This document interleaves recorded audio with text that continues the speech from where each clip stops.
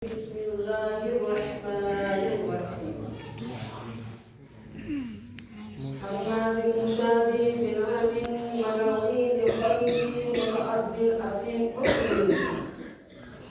بعد ذلك الدليل صدق الله الذي بلغنا رسوله النبي الأمين المتين المعين الكريم ونحن على ذلك لمن الشاهدين والشاكرين والحمد لله رب العالمين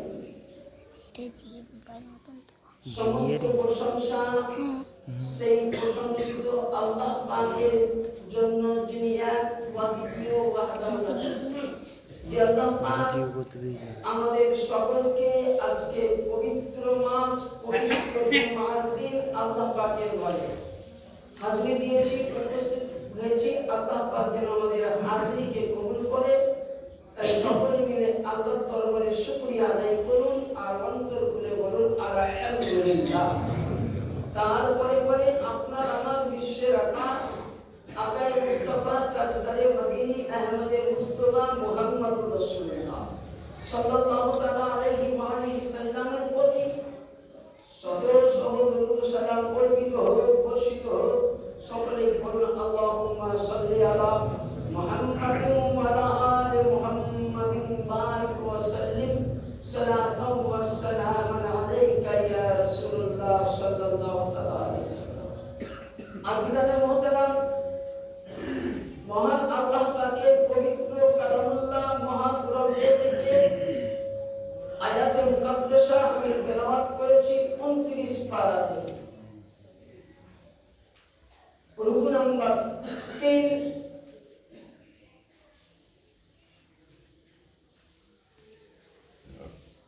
আল্লাহ রাব্বুল আলামিন কোরআনে পাকের মধ্যে উম্মতের মুহাম্মাদি বিশ্বের মুসলমানদের জন্য হুঁশিয়ার বাণী দিলেন, যেটা হয়তো আমাদেরকে বাড়ি মানুষেরা বক্তব্য রাখলে মানে কিছু কিছু মানুষের হয়তো শুনতে খারাপ লাগে। এই মানুষেরা খালি এগুলো নিয়ে আলোচনা করছে, এগুলো সতর্ক বাণী, যেটা নবী পাক সাহাবায়ে কেরাম রিদওয়ানুল্লাহ তাআলা আলাইহিম আজমাইনদের সামনে পেশ করেছেন। আল্লাহ পাক বলেন, হে বিশ্বের মুসলমান, হানারিন মুতাবিহু বিল আমিন, তোমরা এক অপরের মধ্যে কাউকে টান দিও না, মানে কথা শোনাইও না।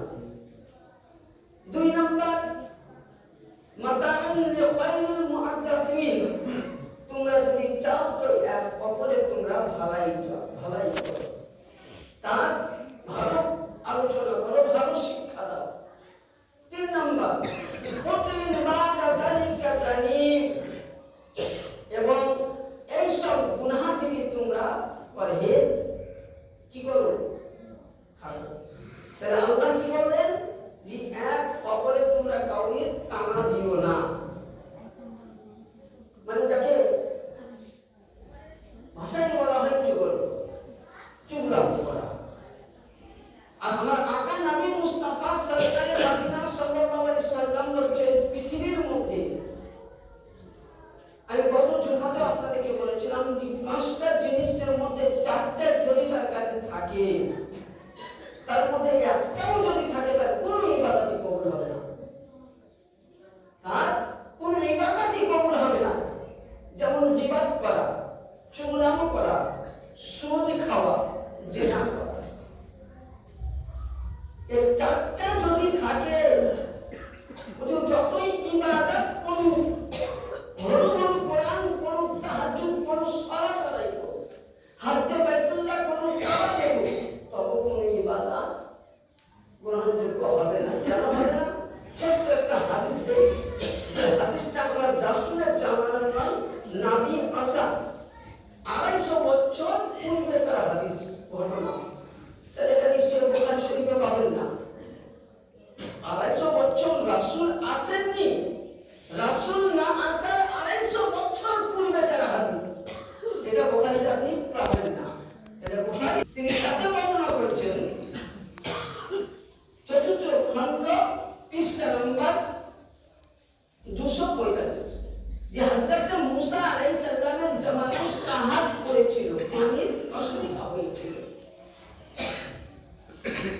মুসা আলাইহিস সালাম বানি ইসরাইল কওমের কাছে আসতেন, বানি ইসরাইল কওমের কাছে এসেছিলেন, বলে হুজুর আপনি তো আল্লাহর নবী,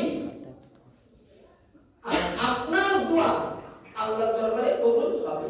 তাহলে এখানে কি বুঝলাম, যে আল্লাহ ওয়াদা দিয়ে তাদের কাছে দোয়া করা এটা সুন্নাহ। যদি কেউ বলে যে না আল্লাহর ওলির দরবারে গিয়ে দোয়া করা যাবে না, এটা ভুল, তাহলে কোরআন মিথ্যা হয়ে যাবে। কারণ অনেক কোরআন আয়াত আছে, যেমন ঈসা পয়গম্বর সূরা আল মাইদার মধ্যে ঈসা পয়গম্বর আলাইহিস সালাম তিনার উম্মতরা আহলে সুন্নাত ঈসা নবীকে বলছেন আর মারিয়ামকে বলছেন আপনি আমাদের জন্য দোয়া করুন। সূরা আল মাইদা 6 পাতার মধ্যে আয়াত আছে রাসূল, তখন হযরত মারিয়াম ও হযরত ঈসা আলাইহিস সালাম দোয়া করেন। যেমন আল্লাহর কাছে দোয়া করলেন ঈসা ও মারিয়াম, আল্লাহর তরফ থেকে জান্নাত থেকে 10টা খান সাজিয়ে আল্লাহ খাবার দিয়েছিলেন উম্মতে ঈসার জন্য। সুবহানাল্লাহ। তাহলে এরা তো জানতো